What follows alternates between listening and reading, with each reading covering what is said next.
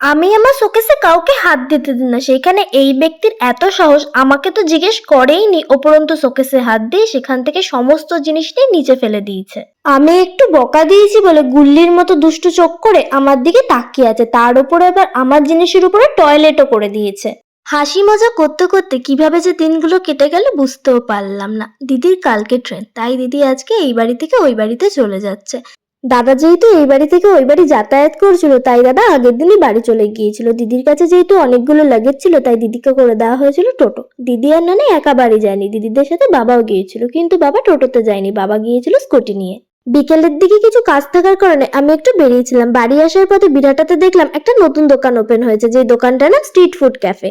এই দোকানে মেনলি সমস্ত ভেজ আইটেম পাওয়া যায়। এই দোকানটা রয়েছে ভিমার্ট আর স্টেট ব্যাংকের মাঝখানে। আমি এখানে গিয়ে অর্ডার করেছিলাম একটা পাও ভাজি, একটা চিজ কর্ন স্যান্ডউইচ। দুটোই খেতে ছিল অসাধারণ। আজকের জন্য এইটুকু, একটা বাই বাই।